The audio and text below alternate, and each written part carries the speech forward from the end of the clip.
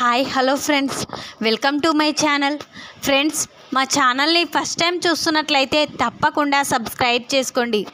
అలాగే వీడియో నచ్చినట్లయితే తప్పకుండా లైక్ చేయండి.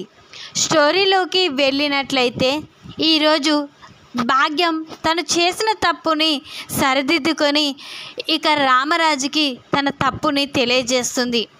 శ్రీవల్లికి ఇక అనుకోకుండా శ్రీవల్లిని దగ్గర కాకుండా చేయడానికి చందుని శ్రీవల్లికి ఇచ్చి పెళ్లి జరిపించకుండా ఉండాలంటే ఏం చేయాలని ప్లాన్ వేస్తుంటారు కదా.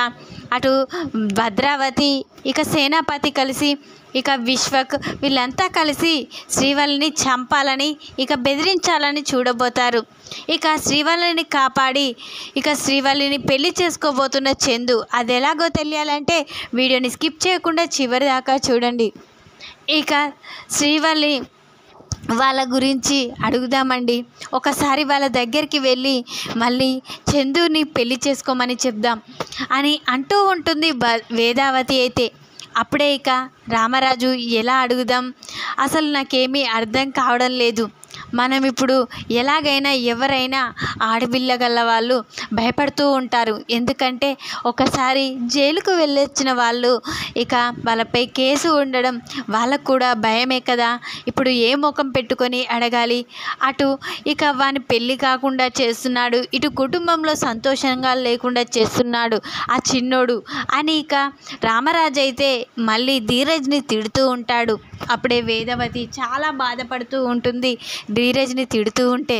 వెంటనే అసలు ధీరజ్ ఏ తప్పు చేశాడని మాటలు పడవలసి వస్తుంది. ఈరోజు నా కారణంగా వాడు ప్రతిదానికి వాడే మాటలు పడవలసి వస్తుంది అని వేదవతి చాలా బాధపడుతూ ఉంటుంది. ఇది ఇట్లుండగా వెంటనే వీళ్ళు మాట్లాడుకున్న సమయంలోనే భాగ్యం తన కూతురు శ్రీవల్లిని తీసుకొని వస్తుంది. అప్పుడే శ్రీవల్లిని భాగ్యాన్ని చూసి ఇంట్లో వాళ్ళంతా షాక్ అయిపోతారు. అప్పుడే భాగ్యం ఇలా వచ్చావేంటి అని వేదవతి అంటూ ఉంటుంది. నా కూతురు మీ కొడుకుని తప్ప ఇంకా ఎవరిని పెళ్లి చేసుకోనని తెగేసి చెప్పింది. తను తనని మాత్రమే చేసుకుంటానని, తను లేకుంటే తను బ్రతకనని ఇంట్లో నుంచి వెళ్ళొస్తుంది.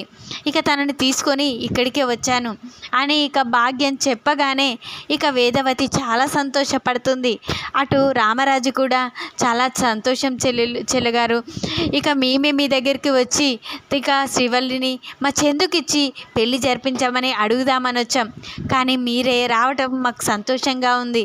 రేపే నిశ్చితార్థానికి ముహూర్తం పెట్టుకుందాం, వెంటనే నిశ్చితార్థం చేసేద్దాం అని అంటూ ఉంటాడు రామరాజు. అయితే అప్పుడు శ్రీవల్లి నీకు ఇష్టమే కదమ్మా అని అంటూ ఉంటాడు రామరాజు. అప్పుడు నాకు చందు అంటే ప్రాణం, చందు లేకుండా నేను ఉండలేను అని శ్రీవల్లి చెప్పేస్తుంది. అప్పుడు భాగ్యం కూడా ఎలాగైనా వీళ్ళ ఆస్తి మనకు సొంతమైతేనే చాలు, వాళ్ళు ఎక్కడ పోతే మనకేంది, నా కూతుర్ని ఇప్పుడు వద్దనుకుంటే మళ్ళీ ధనవంతుడు ఎక్కడ దొరుకుతాడు, వీనికే ఇచ్చి పెళ్లి జరిపించాలి అని భాగ్యం కూడా తన మనసులో అనుకుంటూ ఉంటుంది.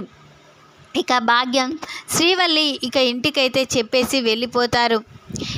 ఉదయాన్నే నిశ్చితార్థాన్ని పెట్టుకోవడం అయితే జరుగుతుంది. అప్పుడు భాగ్యమే కదా నిశ్చితార్థం చేస్తానని ఒప్పుకుంది. భాగ్యం అయితే రామరాజు వాళ్ళకి ఇక్కడికి రమ్మని, గుడి దగ్గరికి రమ్మని చెప్పడంతో రామరాజు కుటుంబం మొత్తం గుడి దగ్గరికి వస్తూ ఉంటారు.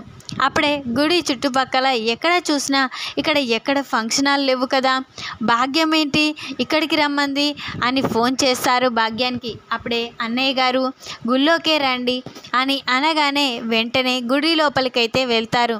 అప్పుడే రామరాజు కుటుంబం సంతోషంగా ఉండడం చూసి విశ్వక్, సేనాపతి, భద్రావతి చాలా కోపంగా ఉంటారు. ఏంటి ఎంత చేసినా ఆ పెళ్ళి ఆపలేకపోయాం, ఆ పెళ్ళి జరగకూడదు, ఎలాగైనా ఆ పెళ్ళి ఆపేయాలి అని సేనాపతి, భద్రావతి అనుకుంటూ ఉంటారు. అప్పుడే విశ్వక్ అవును నాన్న, ముందు వానికి సంతోషమే లేకుండా చేయాలి అంటే ఈ పెళ్ళి జరగకూడదు, ఈ పెళ్ళి జరగకూడదు అనుకుంటే ఆ భాగ్యం ఏంటి ఆ ఇంటికి వచ్చే వాళ్ళని పెళ్ళి చేసుకోమని అడిగిపోయింది, మళ్ళీ ఇప్పుడేంటి గుడిలో నిశ్చితార్థం అంట, ఇప్పుడు ఏదో ఒకటి చేయకపోతే వాళ్ళ పెళ్ళి జరిగిపోతుంది అని అంటూ ఉంటుంది భద్రావతి. అయితే లేదత్తయ్య ఆ పెళ్ళి జరగదు, నేను ఆ పెళ్ళి జరగకుండా నేను ఏదో ఒకటి చేస్తాను అని అంటూ ఉంటాడు విశ్వకైతే. వెంటనే విశ్వకు ఎలాగైనా ఈ పెళ్ళి ఆపేయాలి, ఏం చేయాలి అని ఆలోచిస్తూ అటు నుంచిగా గుడి దగ్గరికి వెళ్తూ ఉంటాడు. అప్పుడే అక్కడే ఉన్న శ్రీవల్లి ఫోన్ మాట్లాడుతూ ఉంటుంది. ఒంటరిగా ఉన్న శ్రీవల్లిని చూసి విశ్వక్ వెంటనే ఈ అమ్మాయిని చంపేస్తే లేకపోతే బెదిరిస్తే ఆ పెళ్ళి చేసుకోదు, ముందు ఈ అమ్మాయిని బెదిరించాలి, అంటే నేను చేయడం తప్పు, ఇప్పుడు నా మీద నా చెల్లెలే కేసు పెట్టింది, అలాంటిది మళ్ళీ తిరిగి రిపీట్ అయితే నన్ను పోలీసు వాళ్ళు అరెస్టు చేస్తారు, లేదు ఎవరికైనా రౌడీకి ఫోన్ చేసి వెంటనే తన మీద అటాక్ చేయించాలి అని వెంటనే రౌడీకి అయితే ఫోన్ చేశాడు. అప్పుడే అక్కడికి తన ఫోటో పంపించగానే వాళ్ళు వచ్చి చూసి వెంటనే కిడ్నాప్ అయితే చేసి తనని బాగా కొట్టి నువ్వు అతన్ని పెళ్లి చేసుకోనంటేనే నేను బ్రతకనిస్తాం, లేకపోతే చంపేస్తాం అని బెదిరిస్తూ ఉంటారు విశ్వక్ ఫ్రెండ్స్ అయితే.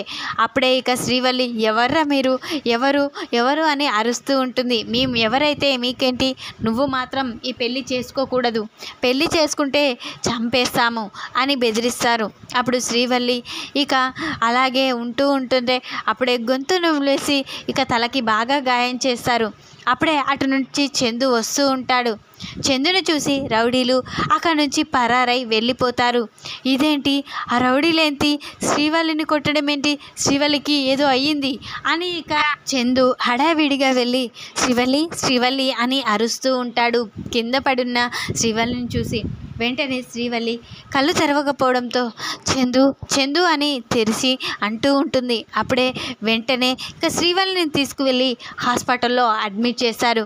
అప్పుడే రామరాజు ఏంటి చెల్లమ్మ శ్రీవల్లి ఏది, ఇటు చందుగాడు కూడా కనిపించడం లేదు అని అనుకుంటూ ఉంటారు. అప్పుడే అన్నయ్య ఒకసారి మీ చందుకి ఫోన్ చేయండి అని భాగ్యం అంటూ ఉంటుంది. అప్పుడే రామరాజు చందుకి ఫోన్ చేశాడు. అప్పుడే నాన్న అని అనగానే ఏంట్రా ఇక్కడ నిశ్చితార్థం ఏర్పాట్లు జరుగుతుంటే నువ్వు శ్రీవల్లి కనిపించకుండా పోయారేంటి, ఎక్కడున్నారు అని అడుగుతూ ఉంటాడు. అప్పుడే లేదు నాన్న, శ్రీవల్లిని ఎవరో రౌడీలు కొట్టేసి వెళ్ళిపోయారు, అక్కడికి వెళ్ళేసరికి పరిగెత్తుకుంటూ వెళ్ళిపోయారు, ఇప్పుడు శ్రీవల్లిని హాస్పిటల్లో అడ్మిట్ చేశాను అని చెప్పగానే రామరాజు అక్కడ ఉన్న వాళ్ళంతా స్టన్ అయిపోతారు. అప్పుడే రామరాజు ఏంట్రా ఏ హాస్పిటల్ అని చెప్పగానే ఈ పలానా హాస్పిటల్ అని చెప్తూ ఉంటాడు. చందు అయితే సరే మేము అక్కడికే వస్తున్నాం అని ఫోన్ కట్ చేస్తాడు. వెంటనే రామరాజు హడావిడిగా ఉండడం చూసి ఏంటన్నయ్య ఏం జరిగింది అని అంటూ ఉంటుంది భాగ్యం అయితే. లేదమ్మా, శ్రీవల్లిని ఎవరో కొట్టేసి అక్కడ పడేసి వెళ్ళిపోయారంట. అప్పుడే చందు సమయానికి వెళ్ళడం వల్ల శ్రీవల్లిని వదిలేసి వెళ్ళిపోయారు. ఇప్పుడు శ్రీవల్లి హాస్పిటల్లో అడ్మిట్ చేశాడంట చందు, ఇప్పుడు అక్కడే ఉన్నాడంట, పద వెళ్దాం అని రామరాజు ఇంట్లో వాళ్ళంతా భాగ్యం వాళ్ళంతా హాస్పిటల్కి అయితే వెళ్తారు. ఆ శ్రీవల్లిని ఆ పరిస్థితిలో చూసి చాలా బాధపడుతుంది భాగ్యం అయితే. అప్పుడే ఏంట్రా శ్రీవల్లిని ఎవరు కొడతారు, అసలు శ్రీవల్లికి ఏం జరిగింది అని రామరాజు అంటూ ఉంటాడు. ఏమో నాన్న, అసలు శ్రీవల్లిని ఏం జరిగిందో అర్థం కావడం లేదు, తలకి బాగా గాయమైంది అని డాక్టర్లు కూడా చెప్పారు, సమయానికి తీసుకురావడం వల్ల తను ప్రాణాపాయ స్థితి నుండి బయటపడిందని కూడా డాక్టర్ గారు చెప్పారు అని చెప్పగానే భాగ్యం ఒక్కసారే షాక్ అయిపోతుంది. ఏంటి శ్రీవల్లికి ఇలా జరగడం ఏంటి, శ్రీవల్లికి ఏం జరగకూడదు అని ఏడుస్తూ ఉంటుంది భాగ్యం అయితే. అప్పుడే భాగ్యం నేను ఇంత మంచి కుటుంబాన్ని మోసం చేయాలనుకున్నానా, నా కూతుర్ని ప్రాణాలతో చూడగలిగానంటే ఈరోజు ఈ కుటుంబమే నాకు కారణం, ఇలాంటి కుటుంబాన్ని ఆస్తి కోసం నా స్వార్థం కోసం మోసం చేయాలని చూశాను, నా కూతుర్ని వాళ్ళ కొడుక్కిచ్చి పెళ్లి చేసి ఆస్తి మొత్తం తన ద్వారా సొంతం చేసుకోవాలనుకున్నాను అని భాగ్యం అయితే చాలా కన్నీరు తెచ్చుకుంటుంది. అప్పుడే రామరాజు భాగ్యాన్ని చూసి ఏంటి చెల్లమ్మ ఎందుకు కన్నీళ్ళు, శ్రీవల్లికి బాగానే ఉంటుందిలే అని రామరాజు అంటూ ఉంటాడు. అప్పుడే లేదన్నయ్య, శ్రీవల్లి గురించి బాధపడడం లేదు, ఈరోజు శ్రీవల్లి ప్రాణాలతో ఉందంటే కారణం చందు, మీ కుటుంబం అని అనగానే ఏంటమ్మా మనలో మనము బాధపడడం ఏంటి, శ్రీవల్లి ఇప్పుడు నా కోడలే కదా అని ఇక రామరాజు అంటూ ఉంటాడు. లేదన్నయ్య, నేను అసలు శ్రీవల్లిని అడ్డు పెట్టుకొని చాలా మోసం చేయాలనుకున్నాను అని అనగానే వేదవతి ఏంటి ఆ మోసం అని అరుస్తూ ఉంటుంది. అప్పుడే ఇక రామరాజు ఏంటి చెల్లి ఏదో చెప్తుంది విందాం అని రామరాజు అంటూ ఉంటాడు. అప్పుడే భాగ్యం అవునన్నయ్య, మీరు నమ్మినంత ఇక మాకు అంత ఆస్తులు పాస్తులు అంతస్తులు ఏమీ లేవన్నయ్య. మేము నిరుపేదవాళ్ళం, కనీసం ఇల్లు కూడా లేదు. మా ఆయన ఇక బోండాలు ఇడ్లీ అమ్ముకుంటూ టిఫిన్లు అమ్ముకుంటూ బ్రతుకుతూ ఉంటాం అని చెప్పగానే రామరాజు షాక్ అయిపోతాడు. అప్పుడే ఇక ఈ పెళ్ళికి ఇక నా కూతుర్ని నీ కొడుకు చేయడం సరికాదన్నయ్య, ఇక మేము వెళ్ళొస్తాం అని ఇక అటు ఉన్న శ్రీవల్లిని తీసుకొని ఇక వెళ్తూ ఉంటుంది భాగ్యం అయితే. అప్పుడే ఇక రామరాజు ఆగమ్మా అని అంటూ ఉంటాడు. అప్పుడే నీ కూతుర్ని ఆస్తి చూసి మేము పెళ్లి చేసుకోవాలనుకోలేదు, నీ చిల్లి గవ్వ కూడా మేము తీసుకోవాలనుకోలేదు. కాబట్టి ఇక మీకు ఏ ఆస్తులు లేకున్నా ఏమీ లేకున్నా నా కొడుకు నీ కూతుర్ని పెళ్లి చేసుకుంటాం అని చెప్పగానే భాగ్యం చాలా సంతోషపడుతుంది. వెంటనే శ్రీవల్లి అయితే వేదవతి కాళ్ళపై పడుతుంది.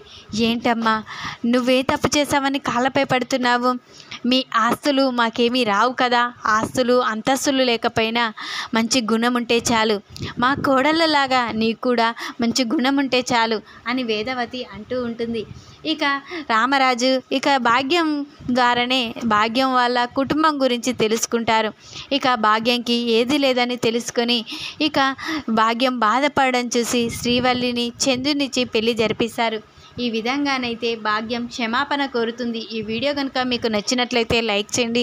మరిన్ని వీడియోల కోసం ఛానల్ని సబ్స్క్రైబ్ చేసుకోండి ఫ్రెండ్స్. Thanks for watching.